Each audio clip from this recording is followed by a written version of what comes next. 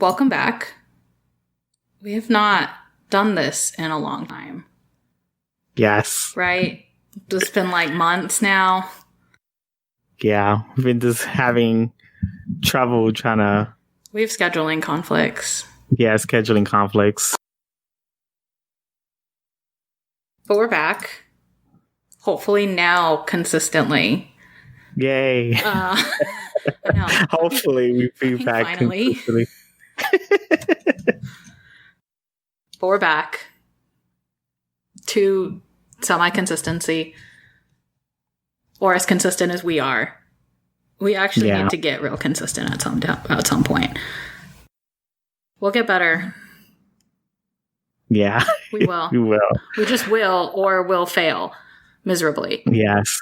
So we're doing the 13th R&D for Kabukichou Sherlock. This episode is called First Moonlit Night. I liked this one, but then I also kind of feel iffy about it. I feel like about both of these episodes. Like, I liked them a lot. They're definitely filler episodes, but maybe it's because I don't know where the main narrative of the rest of the season is going yet. Yeah. So I don't know how these connect to that main narrative. I don't know. Well, we can talk about that at the end. To me, it felt like it was this episode was like a Sherlock origin story. Yeah, it's definitely the origin story of like Sherlock and Moriarty. Yeah. Which is cute. And I guess now, over halfway through the show, it's like nice to know more about them. Yeah. So let's just jump in. We can talk later about my feelings on if this is filler or not. So this episode starts Sherlock, Watson, and Miss Hudson visiting James in prison. And Miss Hudson looks really fabulous. She's dressed up in a kimono. Like, I think she calls herself like a Yakuza wife. Oh, yeah. She says in a kimono. Yeah. Forgot what it was. Yeah, she's just in a kimono and like has her hair done really nicely. And she refers to herself as like a Yakuza wife, seemingly like visiting her husband in prison. Yeah. Super cute. It's like very obvious to everyone that Moriarty is being beaten up in prison. And then Sherlock gives Watson a book to give to Moriarty. And it's like Cory's collection of superstitions. And Moriarty's like, this is boring. Who would want to read this? But there's a 4-leaf clover in it, like the ones he was always collecting for Alex. Which, like, cute. Adorable. And then it switches to just being on the street, and one of the little, like, irregular girls, I think that's what I've decided to start calling all those kids. Oh, the pickpocketing kids. Yeah, the pickpocket kids, because at one point in the last episode, I think it's Kobayashi calls them the irregulars, which makes a lot of sense for Sherlock. Yeah, I forgot that's what they were called. It makes a lot of sense, and I don't know why I didn't make that connection immediately. Well, they're not normal kids. No, it's because that's what Sherlock calls the people that he works with, because he doesn't work with them regularly. He works with them irregularly. So it's like people who they're generally considered to be like in the original Sherlock and in like other incarnations, they're like specialists in their field that he'll like consult if he doesn't know all of the information for their field. But it's this it's the like girl, she tries to steal from Mycroft. And Mycroft stops her and she says that her mom and her dad are sick. And because I really like Mycroft, he tells her, he says, I don't care if your father broke every bone in his body and is at death's door, or if your mother has stage 4 cancer, it's not my problem. And she leaves. So cold. I love Mycroft. That dude's something else. But Mycroft goes to visit Sherlock and Watson, and you learn that Morin isn't super popular in the East Side, so Mycroft is there to help gather votes. That's why he was visiting Miss Hudson. And then Mycroft asks to use the bathroom, and then you see him taking a lot of pictures of like a bathtub. And then he collects a bug from the toilet because he's like going back, and Watson's like, oh no, the toilet's in here. And then he collects like a bug from there, like he bugged their bathroom. Which like super weird. But whatever. And then you find out that there's a new case. Because the Meineke Echo goes off. So then everyone's in the case delivery room. Also, still don't know what to call that room. So that's what I'm going with. Oh. There's not like a better name for it. What room? The room where they always do the cases. See, where they deliver the cases, where it's like red and there's that fancy ass picture of Miss Hudson. Oh, where Miss Hudson's club is, she has like a room. Yeah, it's like in Pipe Cat. There's like that room where it's like, oh, tell us your case, but they like never call it anything. Yeah, it's so just a room. Calling it the like case delivery room. Yeah, I think that's a better name. The room with the fancy ass picture of Miss Hudson doesn't seem as useful or descriptive. But the client is a guy named Kohata, and you find out that the case is that his brother is missing. And Kohata tells you that his brother went to Fukushima Prefecture to fish with a friend, and that only the friend returned. And the friend said that they went bass fishing in different boats, and Kohata thinks that the friend killed his brother. So Sherlock asks if the brother and the friend went fishing in Asakanuma, and if the brother was in an illicit relationship with the friend's wife. Mm-hmm. And the guy's like, well, yeah, how'd you know all that? And Sherlock gets really excited. Like super, super pumped. Says this is exactly like Koheiji the Living and that he'll take the job. Mm-hmm. Just like 0 questions asked, he's going to take this job. And then he is being super weird in the background. And Watson is standing next to Mycroft. And you start to learn a lot about Sherlock and Mycroft. From Mycroft, he starts telling Watson a lot of things. And it all starts with Watson just kind of casually asking him how long he's been working for Morin. And you find out that Mycroft has been working for Morin for 5 years. He's been Morin's personal secretary, and that the Holmes family is one of the West Side's oldest and most established families. And then they show you baby Sherlock in high school. He looks basically exactly the same. He does. He looks exactly like Sherlock in like a high school uniform or middle school uniform, but I don't super know what school it's supposed to be. It kind of looks like the uniforms from like Oran High School Host Club when they show them in middle school. So I'll put that in context. And that you learn that Sherlock left the West Side because he was super bored. Yeah, he wants some freedom. Which, fair. And that Sherlock ended up in Kabukichou and he sees the disorder as freedom. Also super fair. Yeah.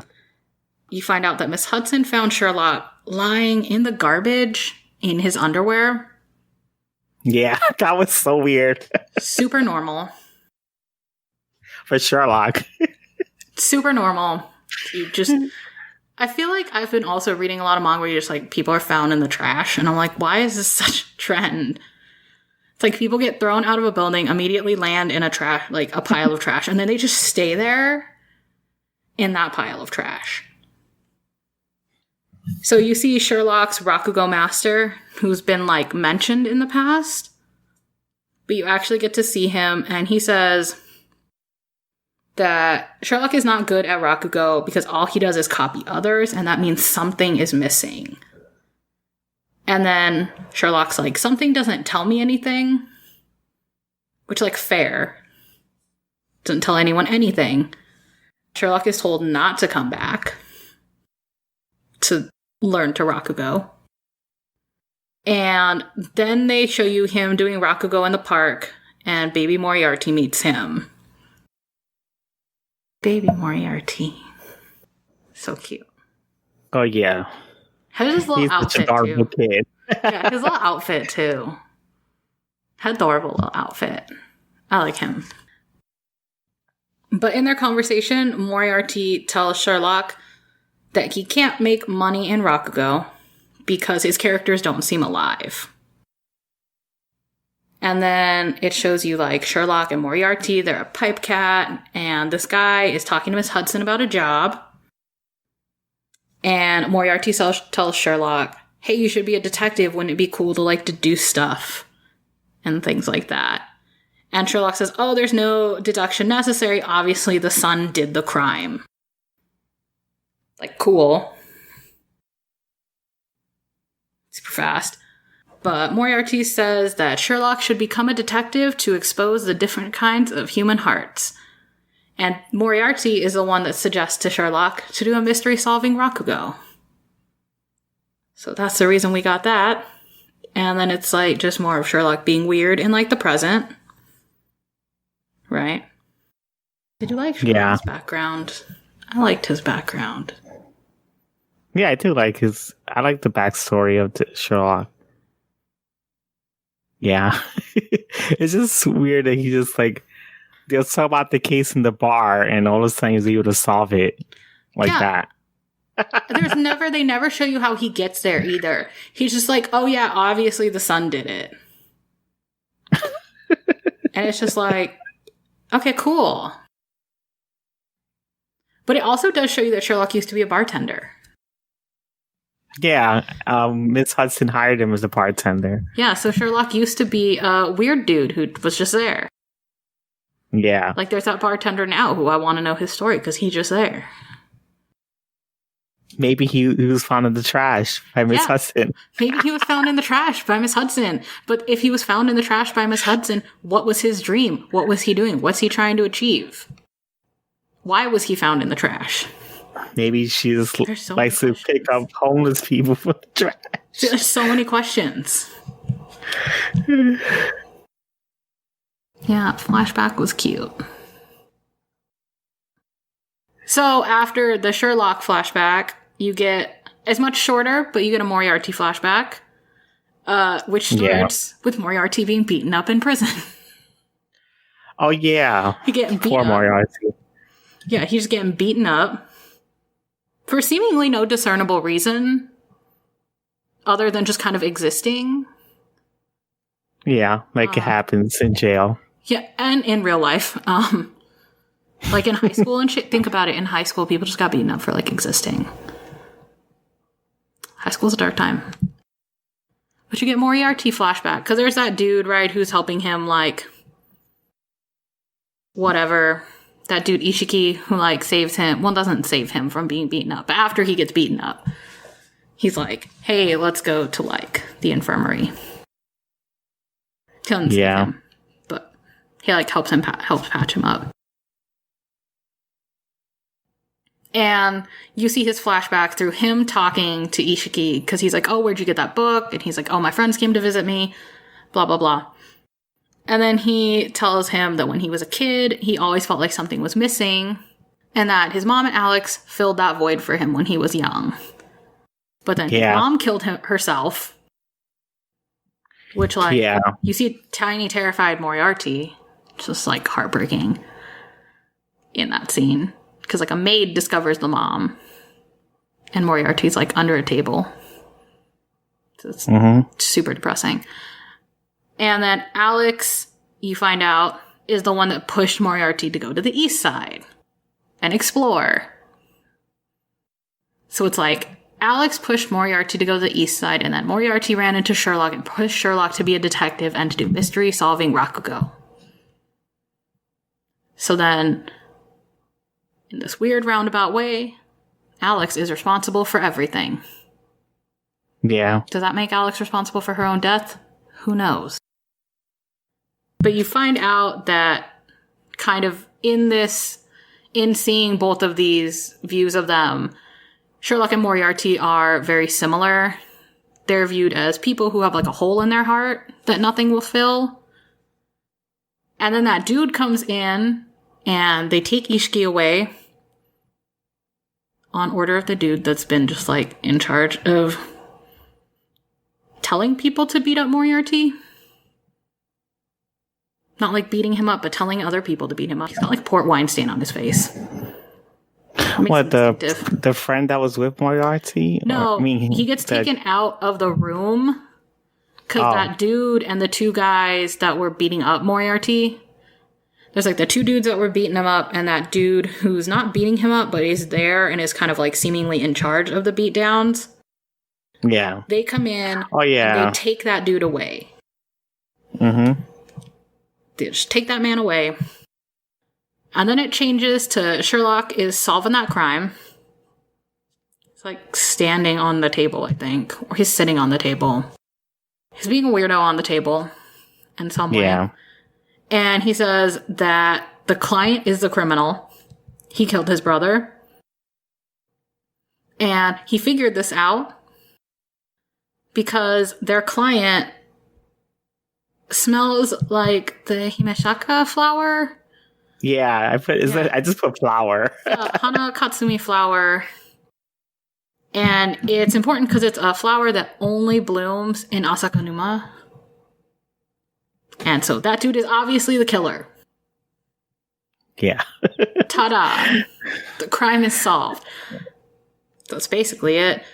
The question, though, is how is a criminal with a good alibi like the ice cream you buy on a bullet train? The answer is, it's hard to get either of them to melt. No. I was like, not as great. I never heard of that. I feel like the height of those questions will always be that, like, first one. Yeah. That is the height. Now, we've never reached it. Then it, like, credits. Beautiful. And then there's an after-credit scene where you find out that Ishiki is in the hospital because those dudes beat him up so bad. That he's going to the hospital. And Ishiki was in prison for trying to poison his wife. But, like, he claims that it was unintentional. That's where it leaves you. You know, I think the inmate that was talking to Moriarty is actually dead. I don't think he's in the hospital. I think they beat him up to death, and they just decided not to tell Moriarty that he died. I want to think he's still alive. I don't know. I get the same strange sense of feeling that he's dead, and they're lying to Moriarty. I want to say that he's still alive because I don't think there was a reason to, if he did die, what would be the importance of saying that he's here for poisoning his wife, but he says it was a mistake? I don't know, but I think maybe he was one of those type of people that were wrongly committed for a crime. I mean, he might have been, but I'm just like, if he did die, what was the point in using the after credit scene to tell you about that? I feel like it has to go somewhere, like he's gonna come back or something. Maybe, yeah. I think there is something gonna be happening more with that. Right? Like, I feel like it might tie into kind of like the larger narrative of like the end half. Because we still don't know what the like larger narrative, right, of the end half is. No. Because the larger narrative of the first half was just like catch Jack the Ripper, and then we found out who Jack the Ripper was, and Moriarty killed him. Her. Person. Them. Moriarty killed Jack the Ripper. And then we don't really have, I think, like a wider arc yet for the second half. Mm-hmm. So I'm like hoping that maybe that dude plays into it or something. Because we also don't know what he was doing before he was in prison. Yeah. We just know that he is in prison. Yeah. But it also kind of seemed like he might have known maybe Moriarty before prison. And if he did know Moriarty before prison, like, does that make him an associate of, like, the father? Or something, like, in that circle? Yeah. Who knows? That's a mystery that hopefully will be answered. I want to know who that dude be. Even though we still don't know anything about Michael Belmont. I know. I want to know who that dude be. I want to know who that bartender dude be. I looked at one of the episode titles and I think I know what episodes. Oh, yeah. It's called Michael and something. Yeah. I saw it. I think that's going to be a Belmont episode. I'm excited for it. I just want to know anything about him. Yeah, he's a man of mystery. He's a man. Yeah, he's a man of great mystery who sits and drinks at a bar a lot. Which just maybe most great men of mystery are. I don't know. So this was like a really fast episode. Yeah, it was fast. Moved super fast. Okay. Which is a lot of things for this show. I mean, this show always moves kind of fast. Yeah, it's weird too, because it felt like it moved fast to me, but it also didn't feel like it moved as fast as it usually does. Because usually when I watch them, I watch No Gun's Life and then this. And No Gun's Life seems to take forever. Yes. And not always a good way. And this seems to go a lot faster. Yeah. And it was interesting. I liked learning about Sherlock, though. I got to see baby Sherlock. Mm-hmm. And I guess watch him lay in garbage. In his underwear. Like a weirdo. Yeah. The sad thing, the worst part of this is I don't even remember what Miss Hudson was wearing after they were at prison. I have no idea either. I had to look at the episode again. I don't remember, which in my mind tells me that it wasn't memorable enough for me to be like, oh, she looks so good. She looked good at the beginning. Yeah. And she was wearing that kimono outfit with the weird looking hair. Yeah, she just had like a very traditional, I think, look to her. Which seemed really weird because she's usually fairly dressed up. Except for that one episode. Where she hurt her back. Or her back. Yeah. Oh, yeah. That was the only episode. We had no idea why her back was hurting. I stand by period pain. But she's not. She's a man. Yeah, but still, I think that's what the joke was supposed to be. Because her appearance was such a way that was such a like. She's still a man. But like when you have period cramps, it's like you wear super comfortable clothing because everything hurts and the air hurts. I just stand by. I think she had sex with somebody, and it just. I stand by. I think it was a period. I just want to know more about Miss Hudson. Just make the end half about Miss Hudson. I think it was a sex joke. Let me learn everything about her. She's fabulous. So, it's interesting though. I'm excited that now we know why Sherlock likes Rakugo so much. Yeah. Because when he first got to Kabukichou, he saw Koyoru performing Koheichi the Living. Yeah. He just loved it so much. And then he wanted to do Rakugo and was not good at it. Not good at it, so this is where we are. He's a detective now. Yeah, and I think there's a specific reason why he wasn't good at Rakugo. I think, I don't know if I am right about this, but I think he has a empathy disorder. I mean, he definitely does not do well with people. Yeah, because I was thinking he lacks empathy. Like, he has to, I know there's an actual disorder for that, for people who lack empathy. Yeah, so I know in other incarnations of Sherlock,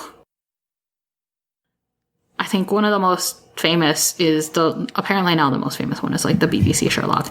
But in that one, I know at one point Sherlock refers to himself as like a high-functioning sociopath. And being a high-functioning sociopath would mean that you just kind of lack empathy. And like the ability to process empathy. Yeah. I do think that's right. I think he is definitely trying to do Rakugo to understand emotions and like what the human heart is. Mm-hmm. And I know that is what Moriarty tells him. Yeah. He tells him that he thinks that Sherlock's basically doing Rakugo because Sherlock doesn't have a heart.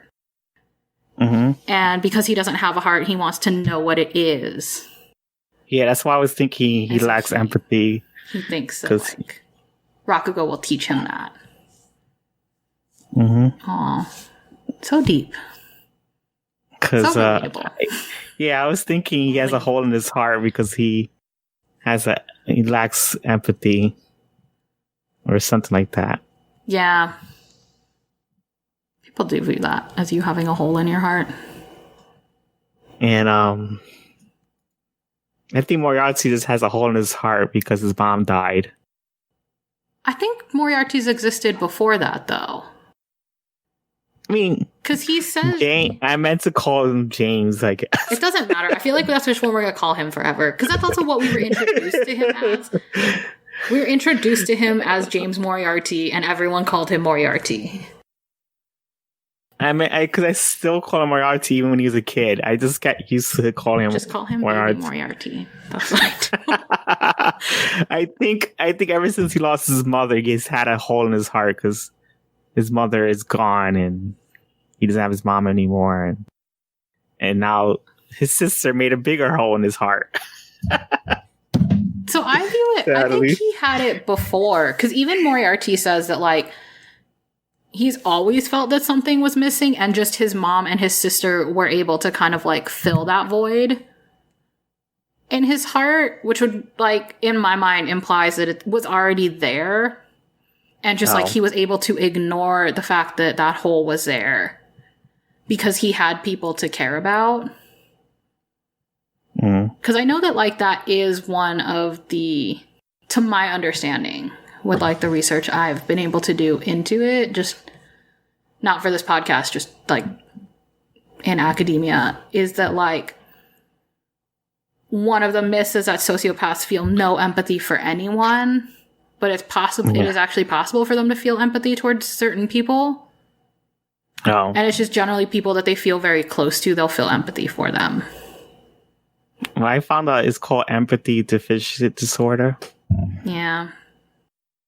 That's what it's called. But yeah. Empathy is such a human characteristic. No, I mean, it's not. Other animals show empathy. I know, but there's probably some people who do lack it. No, there definitely are people that lack it. That's an interesting debate. That's a huge debate. Not debate, just like topic.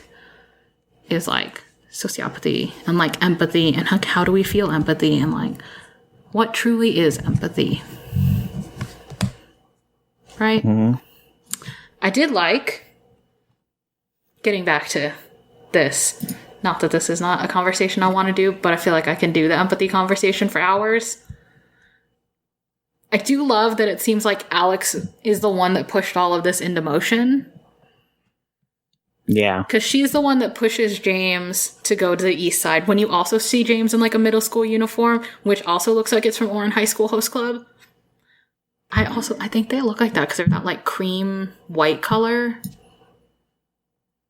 Yeah. I don't know. That's just what he looks like. That's what both of them look like. But, which would also maybe imply that they went to the same school, which is like a totally different thing. But like Alex, right, pushed Moriarty to go to the east side. And then he met Sherlock. And kind of befriended Sherlock and told Sherlock, hey, you should be a detective. Which seemingly also meant that Moriarty started to go to the east side more. To hang out with Sherlock. And be his detective partner. Which, like, seemingly that's why the dad wanted him dead. It's like... Oh, I don't know, but I think that's why I think he has a hole in his heart, because I think he knows that probably Moran, like his dad, had killed his mom, and they chucked it up as suicide. I would believe that. Because they said I think he beat it. He used to beat her up or something. I don't remember them saying that or showing that, No. but also I just might be not remembering it because I was focused on like Moriarty being adorable or something. I have some severe tunnel vision sometimes. I mean, I would believe it. He tried to have his son killed and had his daughter killed. And assumedly had other people killed. Yeah, I don't think he's a good man. Oh, no, he's not. He's a bad person. He's Donald Trump. That's kidding. I mean, he's a bad person, which is also interesting, right? Because it means Sherlock's brother is kind of allied with him. Because Mycroft is his secretary. Oh, yeah. Mycroft is his personal secretary. Yes, he works for Moran. Are you super interested in why planted a bug in their bathroom? Oh, yeah. I don't know why he did that. I thought that was weird. I super want to know what that's about. Because it seemed like he was taking it out. Like it had been there. Which, super weird. Mm-hmm. For a long time. And then he took a bunch of pictures of their, like, where their bathtub is. Oh, yeah. That's the weird thing, right? Is he like... So that was something interesting to me. Just, like, translation-wise and, like, subtitle-wise. Is Mycroft asks to use the toilet. Because in a lot of... You know, right? Do you know? I'm going to say it and then you can tell me if you know or not. In a lot of Japanese, like, houses and things... The toilet will be separate from, like, the shower and stuff. Well, I have I have a bathroom downstairs that doesn't have a shower. It just has a toilet. Yeah, it's kind of like that, but that's just like sometimes how it's set up. Is like your toilet is separate. Oh, like the whole thing is... Yeah. The showers are its own complete different. Yeah, because they do also the thing where it's like your shower is essentially the whole room and you like your bathtub is separate. Not in a separate room, but like you fill it and will like soak in it. It's not like they are here where it's like one thing. Mm-hmm. I'll find a picture and I'll send it. It'll make more sense. But it was just an interesting translation thing because it's like, so he tells them he needs to use the toilet. But then goes in the hallway, does not open the toilet, takes pictures of, like, their shower, like, where their bathtub is and stuff. That's why when Watson comes out, he's like, oh, didn't you need to use the toilet? It's right here. Mm-hmm. And he was like, oh, I didn't, thank you, like, I was confused. And then he goes into the toilet, and that's where the bug is. But, like, the subtitles... say that like Mycroft says that he needs to use the bathroom. Mm-hmm. And that's why I was like, for a second I was like, wait, I'm confused. And then I was like, had to rewind it and listen to it. I was like, oh. He says he needs to use the toilet. And then I was like, oh, okay. The world makes sense again. I just had a moment where I was like confused because I was like, wait. That doesn't like subtitle wise, I'm like, that didn't make sense. Yeah. I want to know why he was taking pictures. Yeah, I want to know that too. He's like being very suspicious. Yeah, he's kind of being a creeper. And so like, he's taking pictures of where their shower is. He had a bug in their bathroom. He did that thing where he is super creepy coming into the apartment where he like knocked on the door and then like slides into the space of like the crack like a goddamn ghost. He's weird. I want to know so much about him. Yeah, he's very weird. Is he the new villain? I don't think so. I don't think he is, but He's also kind of drawn like he could be. Like, maybe it's like his features look really sharp. Yeah. I feel like that's sometimes indicative of like a villain. I don't know. Who knows? Do you have more thoughts about this? I feel like I've been driving this conversation a lot. I'm trying to look at the episode right now. I just try to mute it. I mean, I did mute it eventually.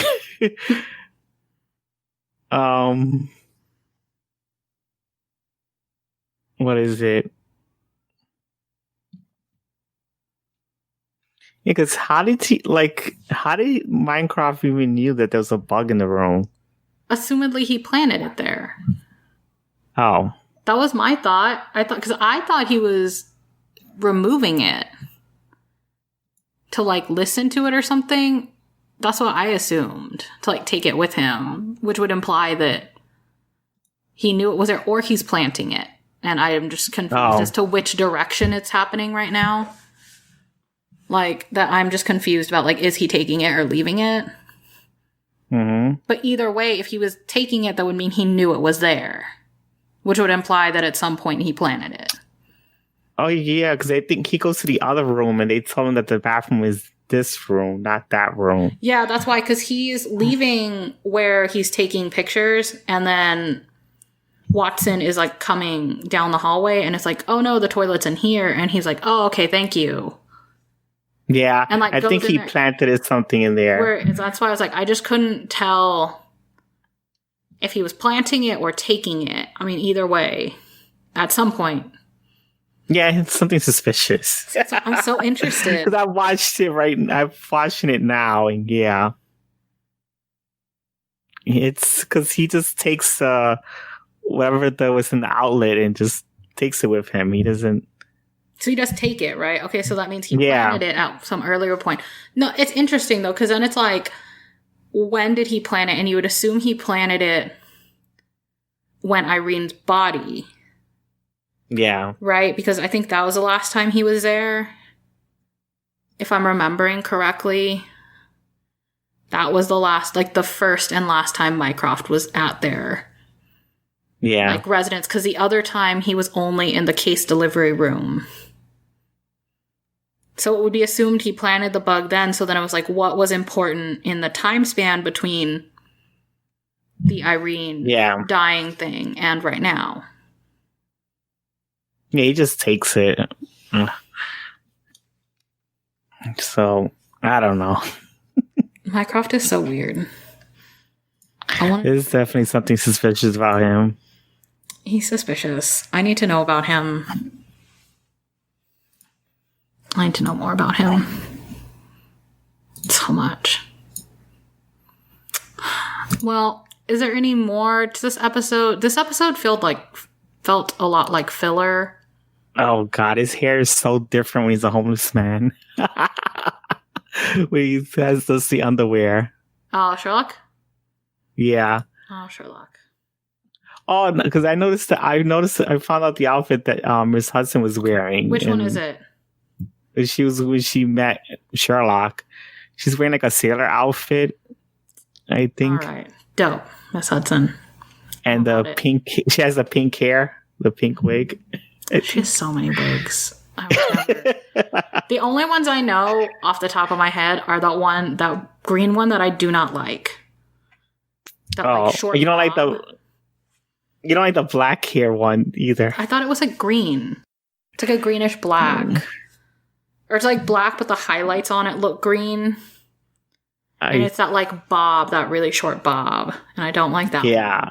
But I like that really long wavy purple one that she wears a lot. Which may just be her actual hair. Assumedly or something. That's my favorite. It's the like long wavy purple hair of hers. Oh god, she wears that bob.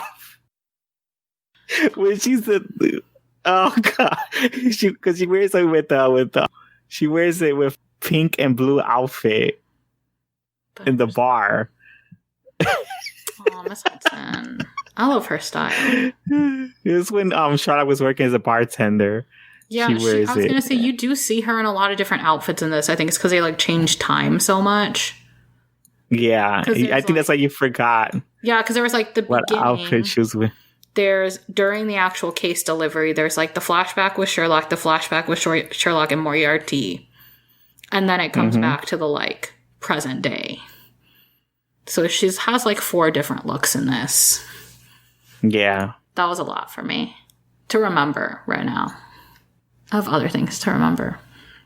Well, I know what she's wearing.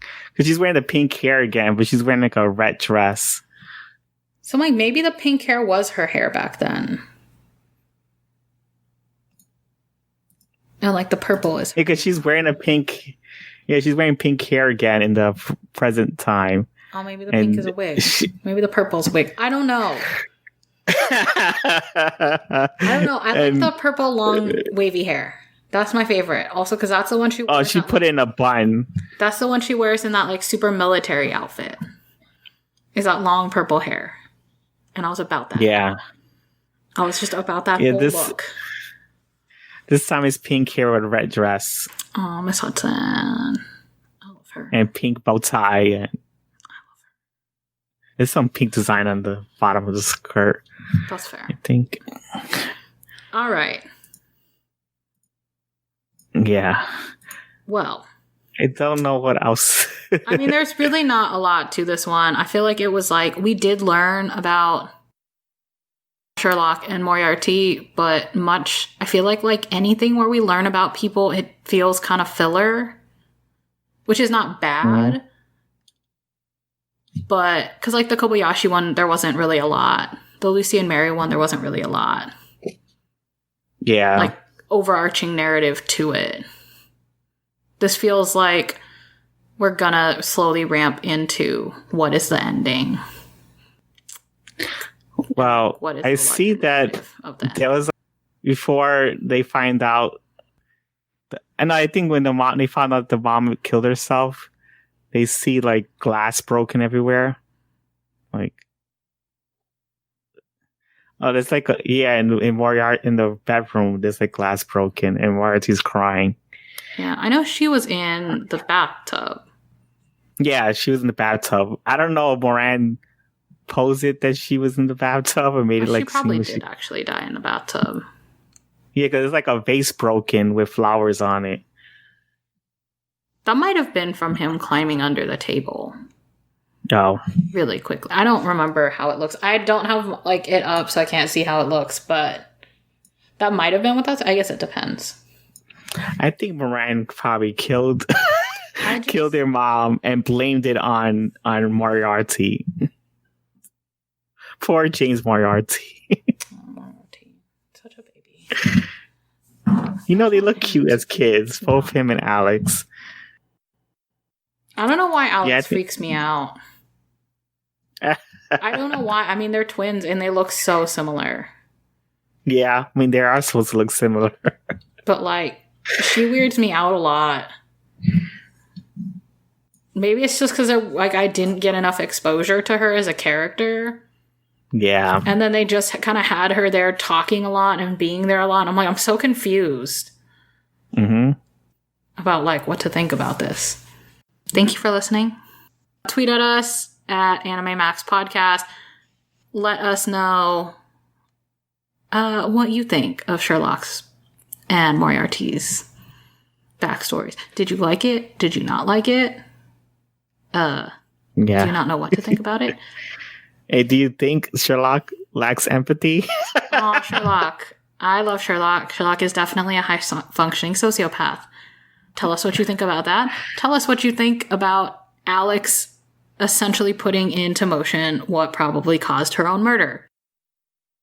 And if Moran actually did kill his wife. Yeah, tell us all your thoughts. I guess that's all. We're gonna do the next episode. I'm just gonna say soon. That's not incorrect.